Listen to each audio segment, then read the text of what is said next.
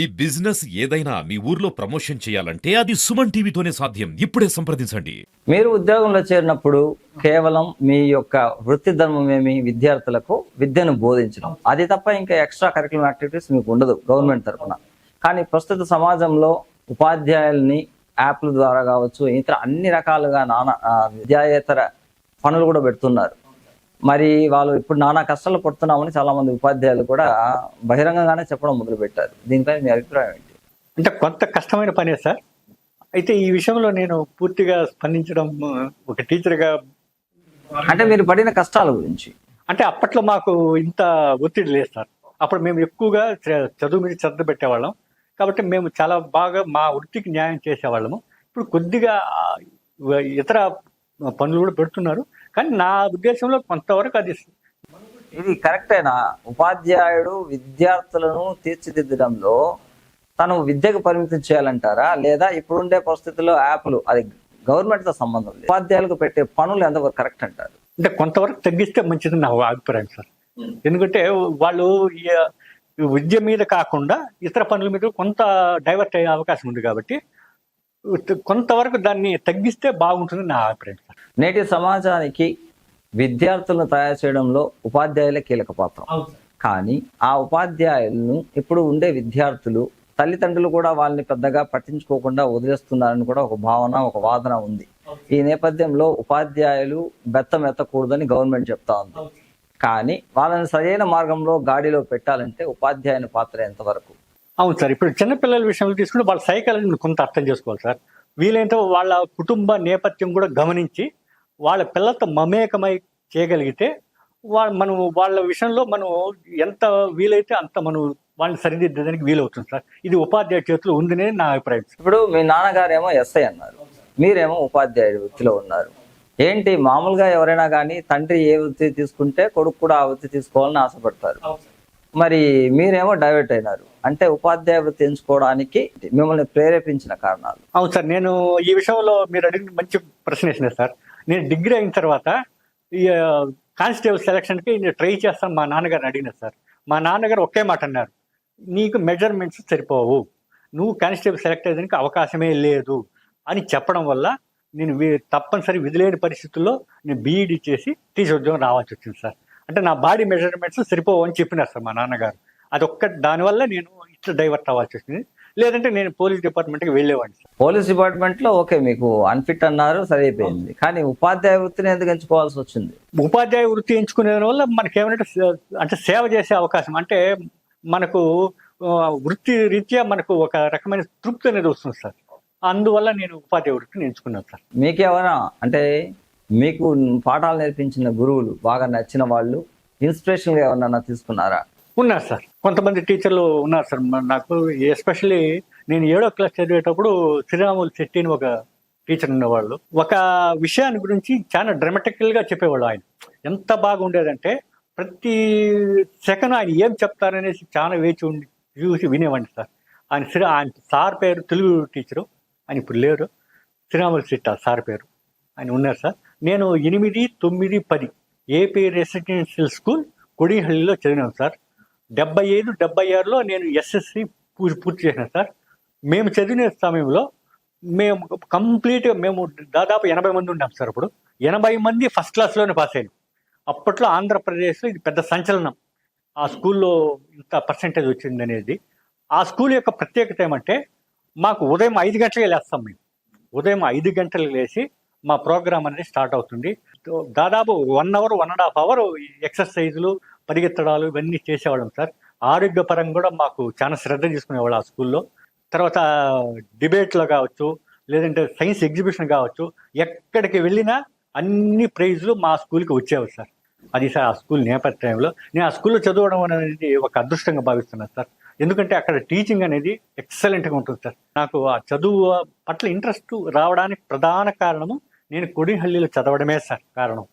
తర్వాత ఆ చదువు మీద ఎంత మక్కువ ఏర్పడిందంటే నేను రిటైర్ అయిన తర్వాత కూడా నాకు ఎల్ఎల్బి వైపు చదవాలని కోరిక కలిగి ఎంట్రన్స్ రాస్తే నాకు మంచి ర్యాంక్ రావడం జరిగింది సార్. నేను ఎక్స్పెక్ట్ చేయలేదు, చాలా క్యాజువల్గా రాసినాను. దాని తర్వాత నేను ఆర్కేఎం కాలేజ్, చిత్తూరు దగ్గర ఆర్కేఎం కాలేజ్, ఎస్ఆర్కేఎం కాలేజ్ సార్, ఆ కాలేజీలో ఫీజులు కట్టి నేను ఇప్పుడు చదువుతున్నాను సార్. 3 సెమిస్టర్లు అయిపోయింది, 4వ సెమిస్టర్ రాయాల్సి ఉంది. తర్వాత అయిన తర్వాత నా ఉద్దేశం ఏంటంటే నాకు 65 పూర్తి అయిపోయింది. మామూలుగా ఏమంటే ఎవరైనా కానీ విశ్రాంతి పొందిన తర్వాత వాళ్ళ ఫ్యామిలీతో టైం స్పెండ్ చేయాలి. ఎందుకంటే మీరు ఉద్యోగంలో విధి నిర్వహణలో ఉన్నప్పుడు ఎక్కువ భాగము మీరు విధికే అంకితం అవుతుంటారు, ఫ్యామిలీతో ఎక్కువగా స్పెండ్ చేయరు. ఆఫ్టర్ రిటైర్మెంట్ తర్వాత ఫ్యామిలీతో బాగుండాలని కోరుకుంటారు. కానీ మీరేమంటే 65 ఏళ్ళు పూర్తి అయిన తర్వాత కూడా ఇంకా మీరు లా చదవాలనుకున్నారు. అక్కడేమో టీచర్ అన్నారు, ఇక్కడేమో లాయర్ అంటున్నారు. ఎందుకు లాయర్ వృత్తిని ఎంచుకోవాల్సి వచ్చింది? రిటైర్మెంట్ తర్వాత చదవాలన్న కోరిక ఎందుకు వచ్చింది? నాకు ఒకటి సార్, ఈ లా అనేది ఎప్పుడు చదవచ్చు సార్, ఏజ్తో లిమిట్ లేదు. ఏజ్తో లిమిట్ లేకుండా లా అనేది చదివేదానికి అవకాశం ఉందని తెలిసింది సార్. అందువల్ల చదివిన తర్వాత మనం నిరుపేదలైనటువంటి వాళ్ళకి లీగల్ అడ్వైజులు ఇచ్చేదానికి అవకాశం ఉంటుంది. మన వంతు సేవగా మనం చేసేదానికి ఒక అవకాశం ఏర్పడుతుంది. అంటే ఆధ్యాత్మిక వైపు పోయేదానికన్నా ప్రజలకి ఈ విధంగా సేవ చేస్తే సంతోషంగా ఉంటుంది నా అభిప్రాయం సార్.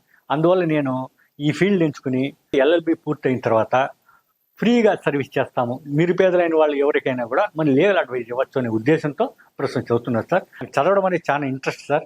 అందువల్ల ఎల్ఎల్బి చదవడం వల్ల నాకు పెద్దగా శ్రమ అనిపించడం లేదు, నాకు చాలా ప్లీజింగ్గా ఉంటుంది. అందువల్ల చదివి రాయడం, పాస్ అవ్వడం అనేది నాకు ఈజీగానే ఉంది సార్.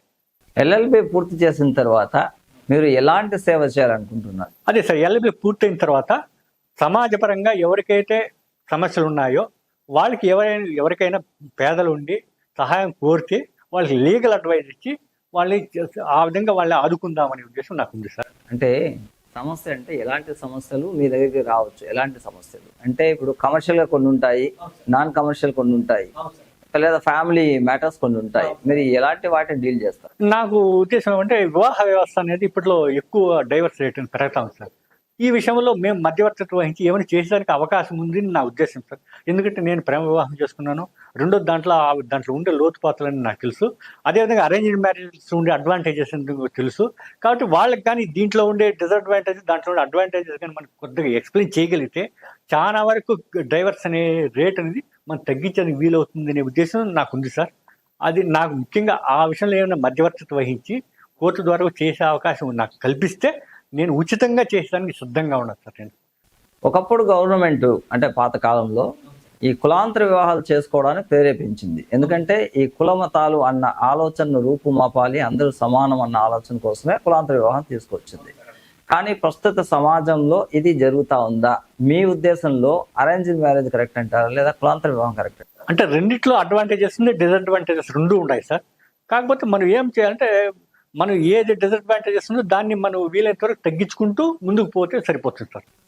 మీరు ఇచ్చే కౌన్సిలింగ్ లో కూడా ఎలాంటి మోటివేషన్ ఉంటుంది? అంటే చిన్న చిన్న సమస్యలు అయితే దాన్ని అధిగమించచ్చు సార్. చిన్న సమస్యలు అయితే వాళ్ళకి వచ్చిన చిన్న సమస్యలు అయితే ఇద్దరు ఒక్కొక్కసారి ఉద్యోగస్తులు అవుతారు. అట్లాంటప్పుడు వాళ్ళ మధ్య సఖ్యత ఏ విధంగా ఉంటే బాగుంటుంది అనే ఉద్దేశంలో మనం చెప్పచ్చు సార్, కౌన్సిలింగ్ చేయొచ్చు సార్. ఎందుకంటే ఫైనాన్షియల్గా వాళ్ళు బాగా స్థిరంగా ఉంటారు. కాబట్టి ఫైనాన్షియల్గా ఎప్పుడైతే వాళ్ళు బాగా స్థిరంగా ఉంటారో అప్పుడు వచ్చి చిన్న సమస్యలు చిన్నవని నా ఉద్దేశం. కాబట్టి ఆ చిన్న సమస్యలను వాళ్ళని అధిగమించేట్టు చేసేందుకు అవకాశం ఉంది అనేది ఉంది సార్. 89లో మేమిద్దరం బతకగలిగినామంటే చాలా ఎంత కష్టాల్లో ఉంటారో అందరికీ అర్థమైంది.